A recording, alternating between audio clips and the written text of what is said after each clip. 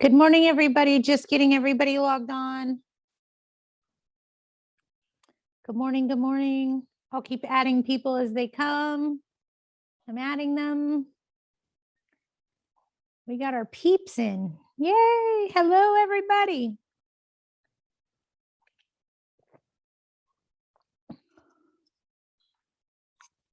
If you guys have a question, feel free to put it in the chat, or today you can unmute yourself. I have an option. I have an option, believe it or not. Anybody? Hold on, we still have people coming in. I have some news for you guys too. So just so everyone is aware, the city of Costa Mesa, I believe, got rent control last week. So now they have their own rent control ordinance and initiative, just like the city of LA. So that's quite interesting.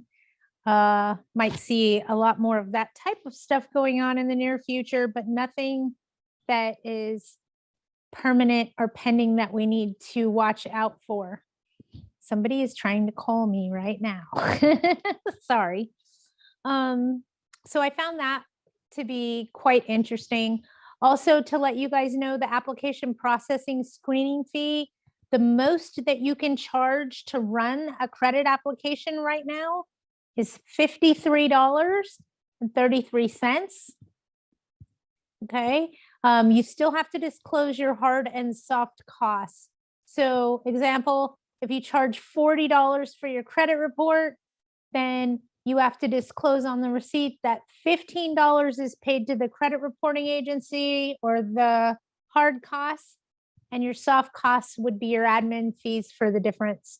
So just make sure that you're disclosing both your hard and soft costs. Here's something people don't know. Don't shoot the messenger, okay? Please.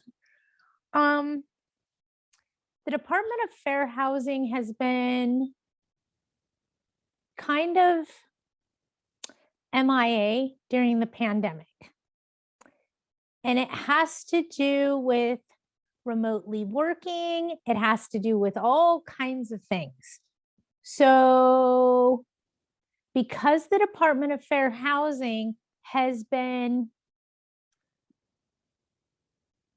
suffering from the restrictions of COVID, okay, we're seeing a lot more now of shills going on. What is that? That's a secret shopper. So we're seeing a lot more instances where it looks, smells like it's a fair housing thing. So what can I tell you guys? Fair housing is running out there in full force, folks. They are back to work. Business is normal with no restrictions. I think they're overstaffed currently because they're trying to grab a hold of all of the violations going on. So with that being said, know that shills or secret shoppers, if you will, from fair housing are running in full effect. Okay. So please be careful of that. And make sure, please, that you are not disclosing what happened during the pandemic when you have a landlord verification going on. Landlord verification, here's what you can say. Whatever happened during the pandemic, we don't discuss here, and leave it at that. I don't care so much what you ask people. I'm more concerned with what comes out of your mouth. Does that make sense? In other words, if you ask landlord Joe Blow if they paid during the pandemic and he tells you they did or they didn't, you can't necessarily get in trouble for asking. He's going to get in trouble for telling. Okay. So when it comes to that part of the disclosure, where you get in trouble is what information you give out, not necessarily what you are asking. So my theory is ask, but don't tell. Okay. Yeah. I also see that there's going to be an influx of small claims cases filed with in the court system by the end of this week for the COVID rent monies that were owed, etc. If you have someone you need to put in small claims, my opinion to you, not my advice, is don't run down there like a chicken with your head cut off. Wait a month or so. Don't get lost in the shuffle. I anticipate that that will be elongated process here for a quick minute, just because everybody's going to go do it all at once. We are starting to see cases filed for non-payment of rent for the month of October. That should not be an issue in LA courts. In any court for that matter, non-payment of rent for the month of October should be something we can evict for with little to no rebuttal, if you will, or opposing counsel. And I know that a lot more of the state money is being allocated.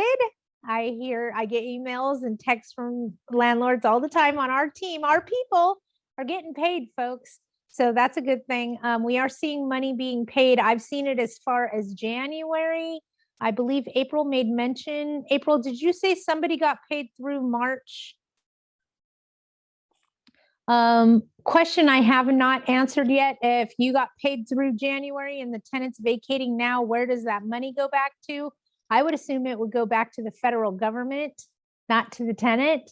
But I can't answer that question yet. I'd have to see the documents that were signed when you took the money from the government, if that makes sense. But I'm pretty sure we're going to have to give that back to the federal government, not to the tenant. It doesn't belong to them, to answer that question. Okay, now, here we go. I was getting questions. Thank you, Val. I was hoping maybe give him some of that money for him to move out, like cash for keys. Of course you were. When you sign the money from the government, you basically are telling them that you will not terminate tenancy without cause for 6 months. We can't do that anyway. So don't let that be a hindrance for you as to why you're not accepting the money from the government. I don't see that as being an issue per se. We can't evict for cause. We can evict for cause. So material breach of the lease, non-payment of rent, we should be able to evict for that if we accept the government money. What they're saying is you can't just terminate tenancy and give them a 30-day to get out or a 60-day to get out and things of that. Ooh, April's got an update for us. Tenants can qualify for payments through March if they recertify for additional assistance. Okay, so tenants can reapply for additional assistance if they need additional assistance. That's good to know. Why we have the resources, we need to utilize them, folks. Because once that money's gone, it's gone. I believe that HDICLA, the city of Los Angeles, took from the state's money first and then closed the program, rebooted it, and now they're spending the money that was allocated to the county. Okay, whereas other areas that are distributing funds are taking from the county first and then going after the state money. So LA did it backwards. That's why we have that little hiccup in there. For those of you that haven't applied since August or so and haven't heard anything, reapply, please.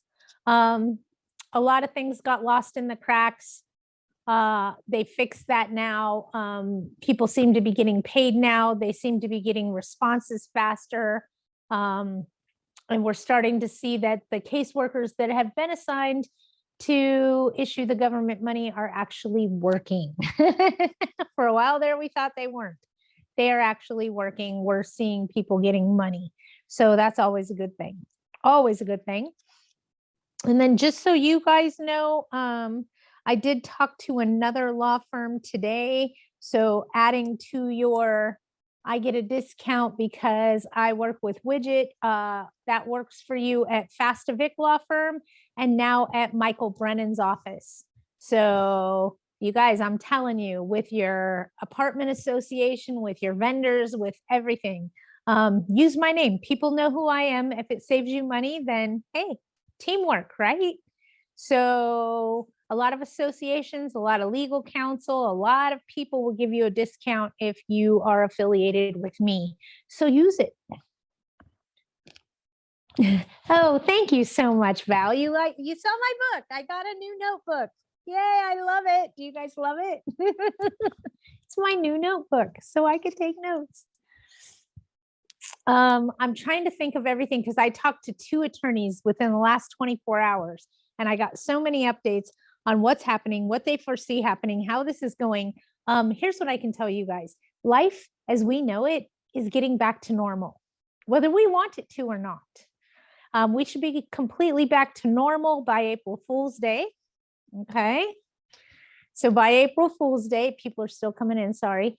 By April Fool's Day, we should be back to normal as far as 3-day notices, terminating tenancy, all that kind of stuff, with the exception of City of Los Angeles. I know they have that additional extension there. Sorry, Tony. They make things quite challenging for us, let me say. So we should be getting back to normal. There is light at the end of the tunnel. I think we're going to see more positive evictions come through in a very rapid fashion for the tenants that didn't pay the 25%, don't want to participate in the government program. I mean, the list just goes on of what their reasonings are, but I think we're going to see a lot more activity within the court cases. We're also not seeing so many problems with supply and demand. Landlords that have been sitting on their properties, and by all means, if you're one of them because you were afraid of the pandemic, now is the time to put that on the market. Why do I say that? Because for anyone that enters into tenancy on or after October the 1st, the 3-day COVID notice doesn't apply to them. It's a regular 3-day. They didn't live in the property during the protected period, so they are not protected anymore. Make sense? So for those of you that have tenants that entered into tenancy on or after October 1st, they're back on a regular old school 3-day notice, not the new one with the date parameters on it. Okay, so that's good news for us. We're getting back to business as normal. I'm excited about that. Okay, who has questions for me? I gave you updates on rent that you could evict for non-payment of rent right now for October, November going forward. New tenancies on a new 3-day. I'm trying to think of everything correct, Anna, not LARSO. Los Angeles will not, and it's tricky. They have additional protections for their tenants, and right now they have it through January. I'm going to be honest with you. That's going to go through March. Trust me. Okay. But once that happens and we hit that April Fool's date, we're going to see a lot more leniency within the city of LA, where they're not so restrictive on rents that aren't being paid for current months. Okay. All right. I saw a lot of questions come up all at once. And Val, I wanted to talk to you about something, so please call me when the webinar is over. Lee, hi, how are you? I haven't talked to you in forever. Tenant just advised me that my house has termites in the master bedroom ceiling. I've scheduled fumigation for November 16th through the 18th. Tenant must vacate for 2 nights, 2.5 days. Tenant's rent is $6,800 a month. Do I need to pay them a prorated per diem? Yes. Yes. Yes, Lee, you're on the right track. And if they ask you about a food credit or a laundry credit, please know that you have to give them that as well. If they have renter's insurance, you can ask them to contact their renter's insurance. They can file a claim. They'll put them in a hotel, pay their food and their laundry credits, yada, yada. But then you would be responsible for paying not only their per diem per day, but possibly, potentially also their deductible. So it's up to you. I would just offer them a rent credit for those days and start with that. If they kick up any dust, then we want to offer the laundry credit first. Why do I offer the laundry credit first? Because it's cheap. I usually offer the food credit and don't mention the laundry because I don't want them to add to it.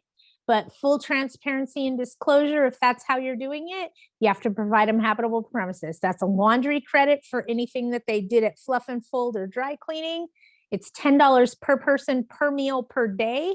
There is no age limit on that. So that also applies to infants, plus the daily rent credit.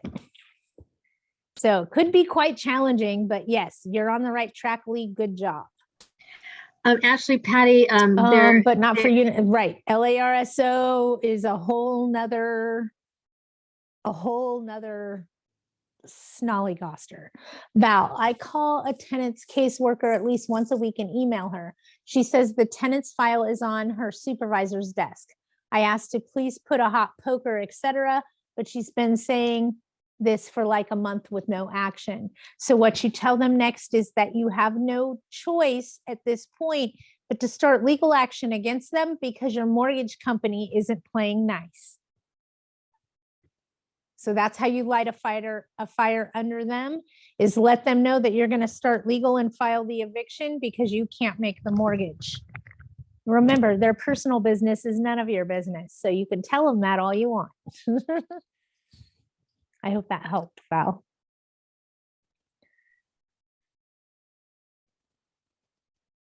Are you guys still there?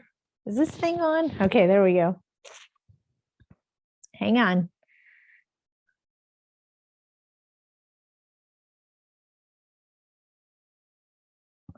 City of LA, when a tenant moves out, oh, I do have a mortgage. Whether you do or you don't, it's none of the federal government's business. Just tell them that you can't make the mortgage because they're not paying you. And that if they don't hurry up and pay you, you're going to have no choice but to evict the tenant, because that's what they don't want. They don't want more homeless people in California. That's why they started all this. City of LA, when a tenant moves out voluntarily in a rent-controlled area, can the landlords raise rent to market, or can a landlord only raise rent a small percentage? Are you under the LARSO ordinance?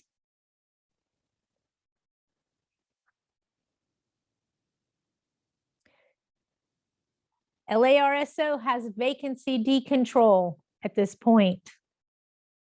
What does that mean? It means you can only bring the property up what your annual percentage is that you can increase the rents.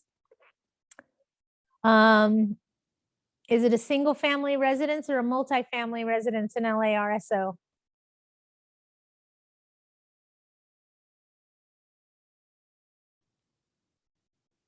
You may be able to bring it up to market value, with all due respect. I can find out from legal and get back to you either next week, or if you need the answer in a more rapid fashion, text me, let me know, and I can find that out for you for sure. But I'm pretty sure LARSO has vacancy decontrol, and you cannot bring it up to market value when it goes vacant.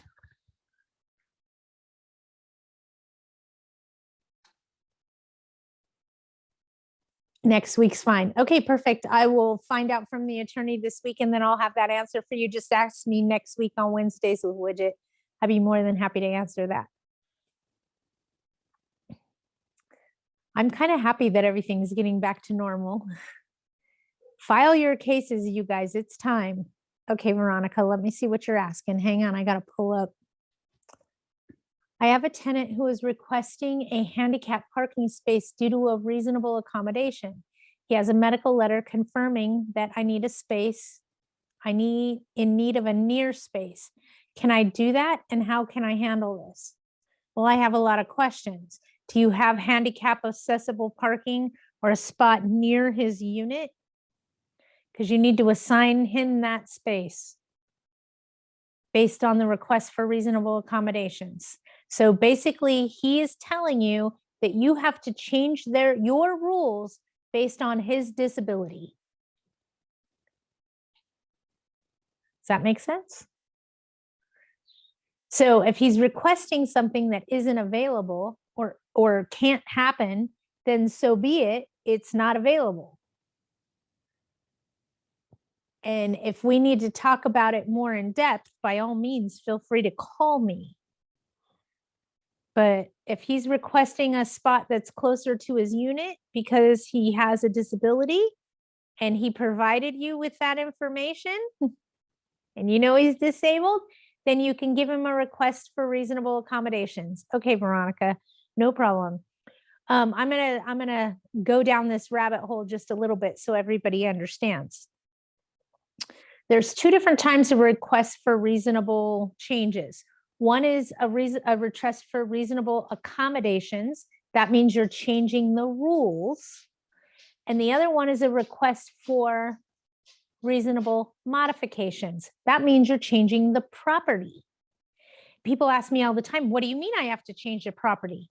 If they want grab rails installed in the bathroom, that's modification of the property. If they need strobe lights installed because they're hard of hearing for the smoke detectors, etc., then that is a modification of the property, not an accommodation. Accommodation means you're changing the rules. Modification means you're changing the property. I just want everybody to understand they're two totally different things, okay? A modification, the tenant is responsible for paying for, not the landlord. So if your tenant says, I need all the countertops lowered because I have a wheelchair, you need to lower all the cabinets and the countertops, you can tell them, I have no problem allowing you to do that, but it'll be at your own expense. You also need to change it back when you vacate. And you say that in the nicest way possible, okay? So just know that there's a difference between a reasonable accommodation and a modification, very important. And you'll call me on that. Perfect, Veronica. Melanie, I have a sort of nuisance tenant in the downstairs apartment of an LARSO duplex.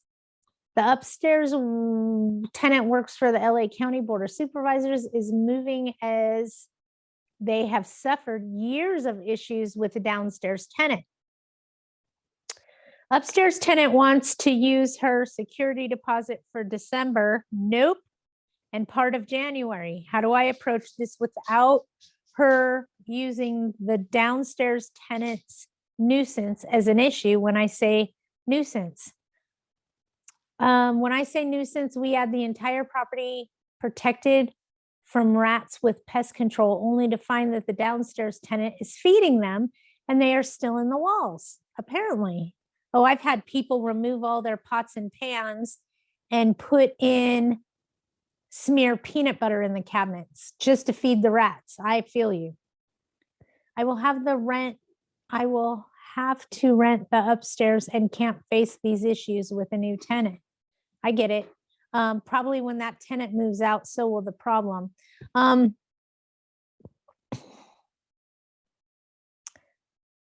You can remind her that her security deposit is meant for damages and that's all that that's for, and that you can't apply it.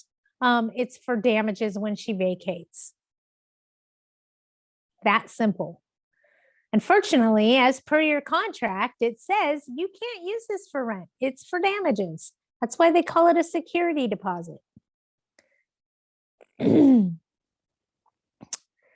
Hi, in the unincorporated area of LA County, in what is the max that we can charge for parking with a separate signed parking agreement?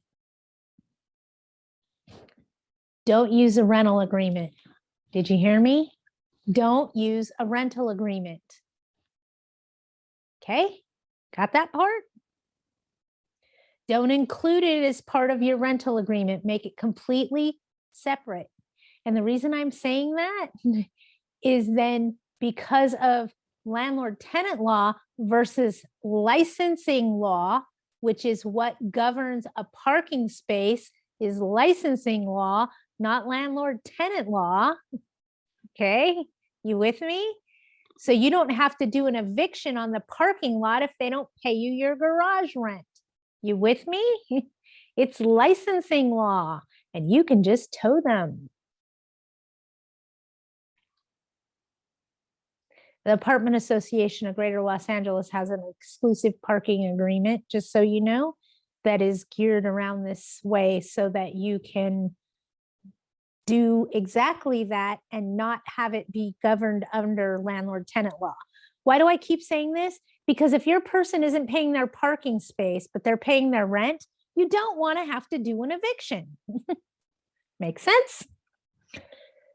With licensing law, it's a license. Landlord-tenant rules don't apply. So it's a little bit different. It's kind of like going to Disneyland and getting that little parking stub. Here, let me close this. Getting that little parking stub that says that you can park here for the day. That's what a licensing agreement is.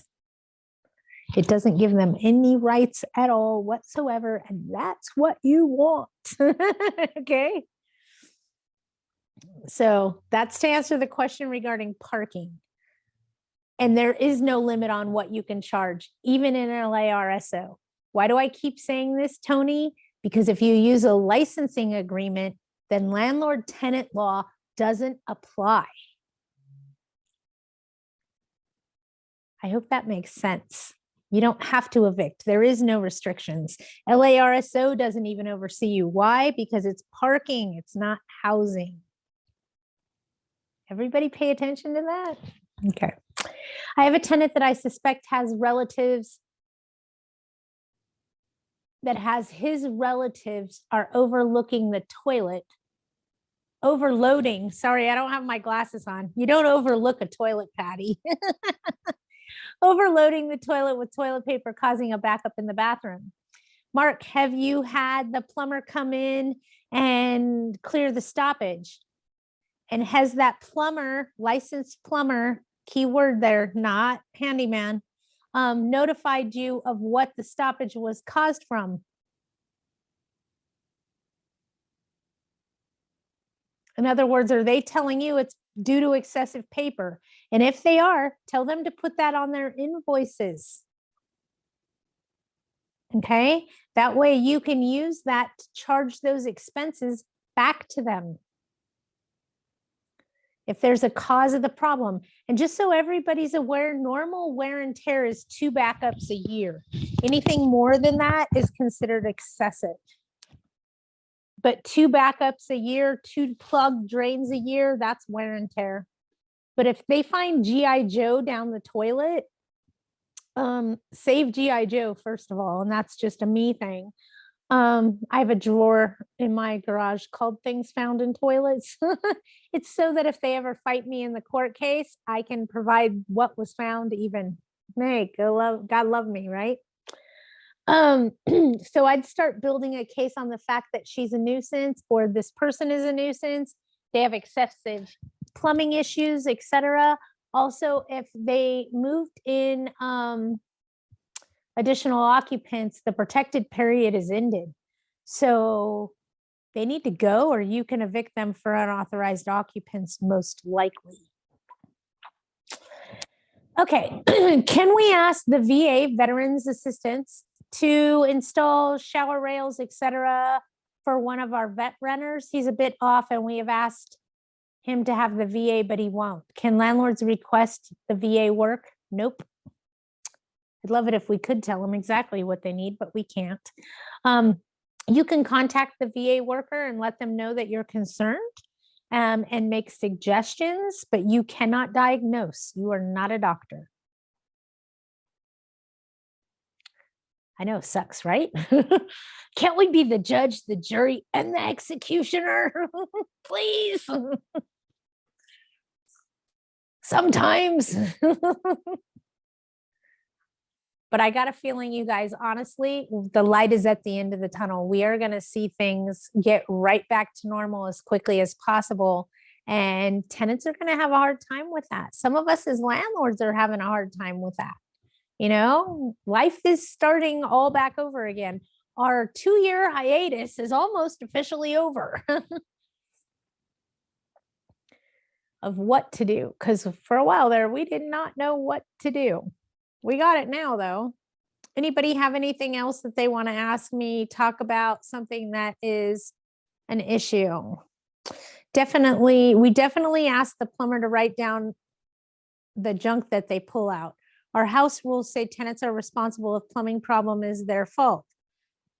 Gems have been toothpaste caps, Q-tips, doll parts, and those are the things I can mention. Yes, Val, I know I've extracted some rather odd things from toilets myself. I will tell you guys the best one I ever had with a toilet, and this isn't gross, I promise. This one isn't, is a tenant. I don't know if you guys know this, but if you lean back too hard on the tank, it will stress crack your tank and your tank starts leaking. Usually happens when people have been drinking too much, or maybe they slip and lose their balance and fall back against the tank rather than sitting on the seat. Okay. A tenant has that happen in their property. I have photos of this, okay, because I can't make this up. Instead of calling or turning off the stop and waste valve right next to the toilet tank as water is running all over their floor out of the back of their toilet, do you know what they did? They took a little kid's Hot Wheel track, you know, the tracks the Hot Wheels cars go on, and they stuffed that in the toilet tank and maneuvered it into the bathtub so that the water would run from the toilet into the bathtub. It didn't work. There was also a hammer found on the back of the toilet, which might have been what caused the breakage, but I can't guarantee that. They also used quite a bit of duct tape to hold this contraption that they invented in place, but they failed to call the property manager until water was coming out their front door. Tenants can get inventive. Yes, that is a stop and waste. If they turn that valve next to the toilet, it shuts off the water, and guess what? It stops flooding. No comment. People do strange things, trust me. But if you have it written on the invoice of what the cause of the backup is, and that they cleared it, then you're documenting it. If they come back the next month and they do that, let's give an example. Let's say this person has hair that's 4 feet long. Okay, well, they're going to have clogged drains a lot. So first clogged drain, wear and tear. 2 months later, second clogged drain, wear and tear. Third clogged drain in a year, that's on the tenant. Fourth clogged drain in a year, that's on the tenant. Every clogged drain thereafter is on the tenant in a 1-year period. 2 times in 1 year is considered wear and tear in the eyes of the court. Okay.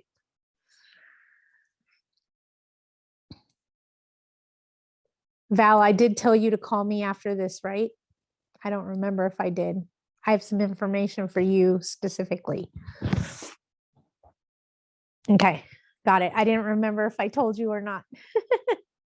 And we might see some changes within Patty here in the very near future. I am back in California. We're probably going to see some changes. We'll still do Wednesdays with Widget. Obviously, I love chatting with you guys and keeping with you guys, but we're going to see some changes going on.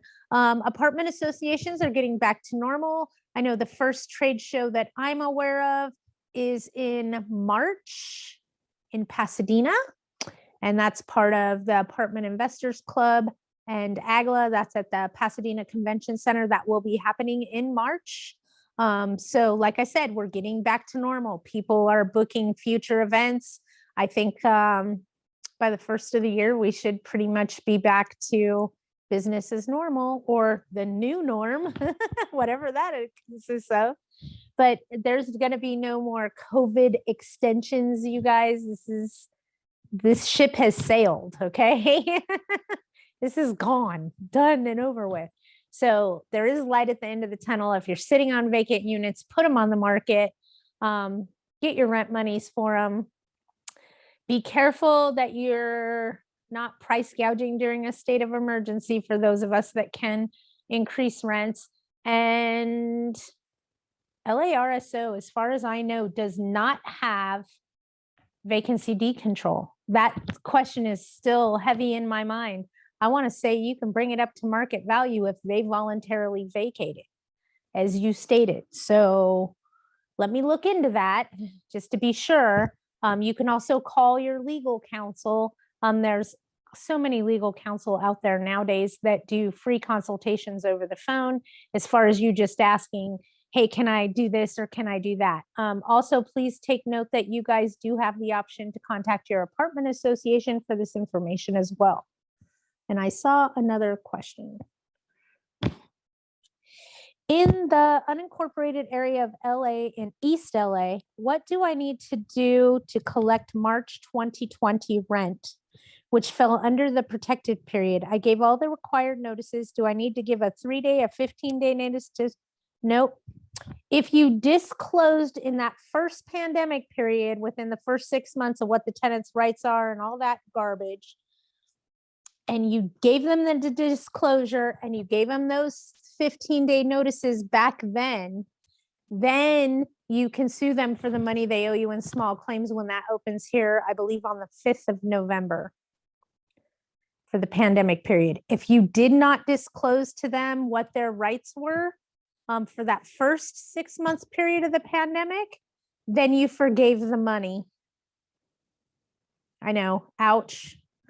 That one's going to hurt a lot of people. If you failed to disclose to the tenants in the first 6 months of what their rights were, you may have forgave that money. I see that, Tony. I don't know necessarily that you had to do the 15-day notice. It wasn't a 3-day.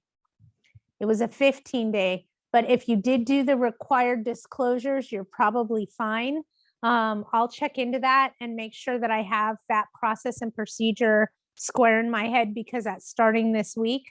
But I want to say you'll probably be just fine, Tony. You're pretty good about keeping all your ducks in a row.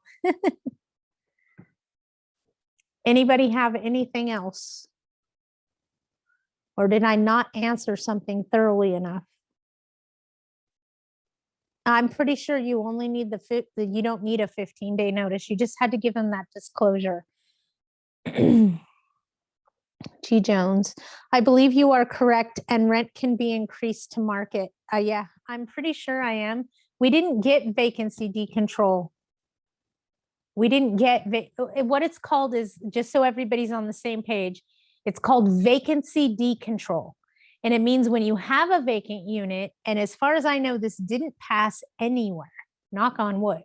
If you have a vacant unit and it becomes vacant because the tenant vacated, you cannot bring it up to market value. You can only do the annual rent increase.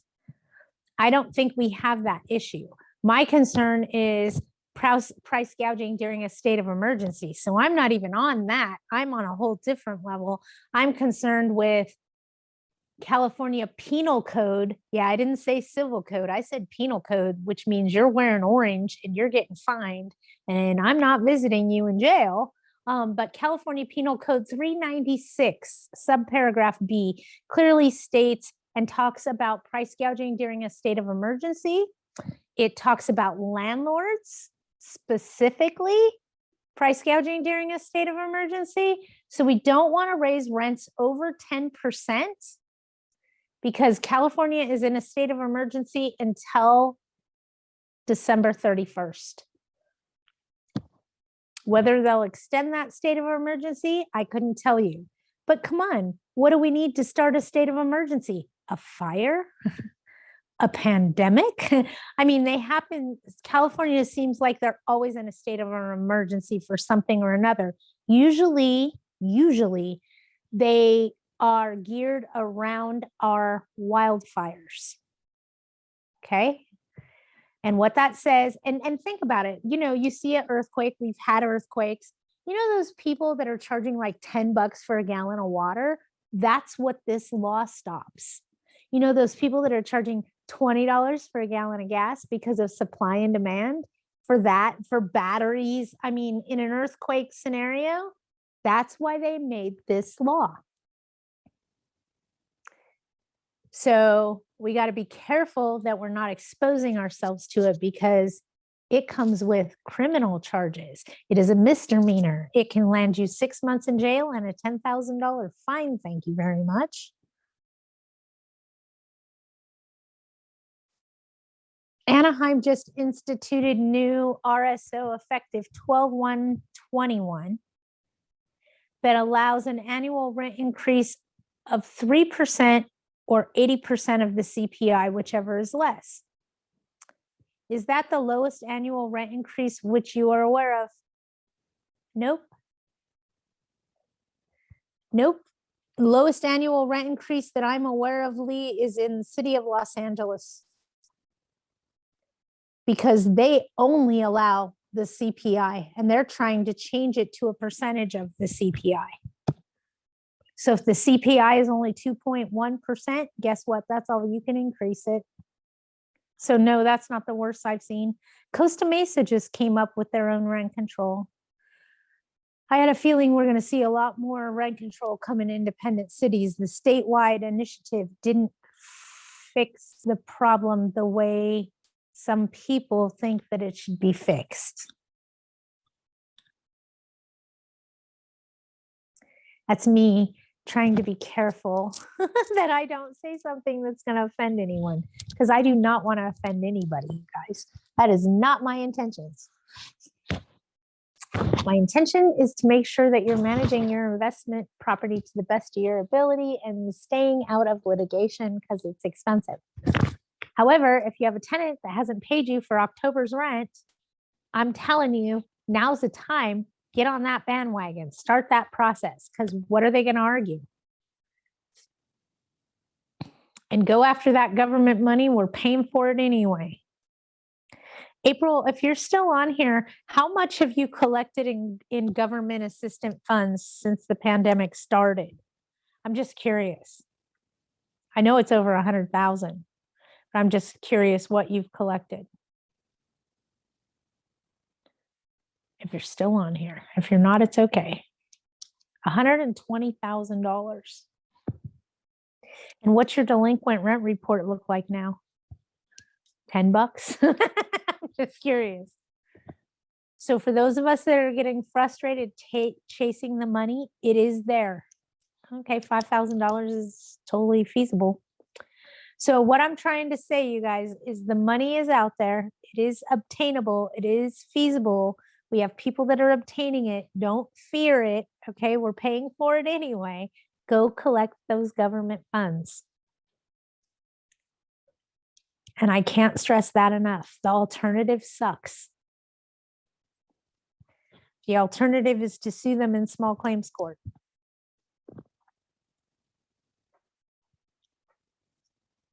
Five multifamily properties. What do you got? Like maybe a few hundred doors? I bet your boss is loving it. It's nice when anytime one of you guys sends me a text or an email, my money's coming. I get so happy for you. 200 doors. That's impressive. That is extremely impressive. So don't be discouraged about the money. I know it's a long, drawn out process. It takes a while. You got to jump through hoops, but it's worth it at the end of the day. I mean, come on. What if you were out $120,000? Ouch. See how this could cause quite a bit of problems for somebody that isn't playing by the rules? Makes it challenging.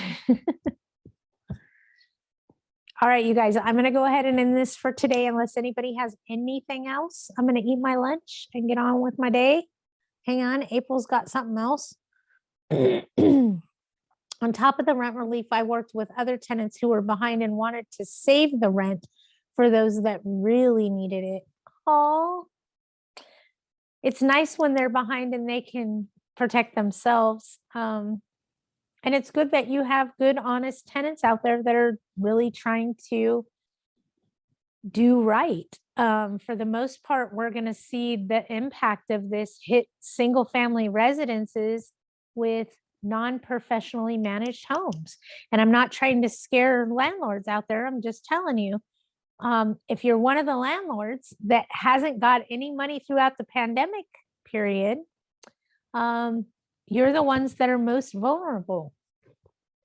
If your tenant's been paying you the whole time, then here's what I want you to tell yourself. Look in the mirror and say, I'm a good property owner because your tenant paid you through the whole pandemic without utilizing the system. They didn't make you apply for a variance on your mortgage. They didn't make you go through the government program. They paid you. So I call that good management. And not everybody has bad intentions. The majority of tenants were just trying to come up because they could.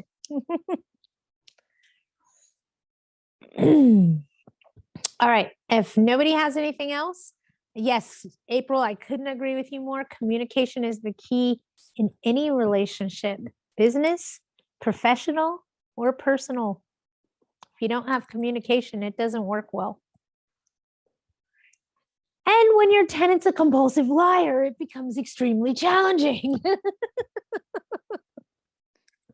I know, you guys, it's not as cut and dry as we make it sometimes, but at the end of the day, it is that cut and dry. It's just how we process it.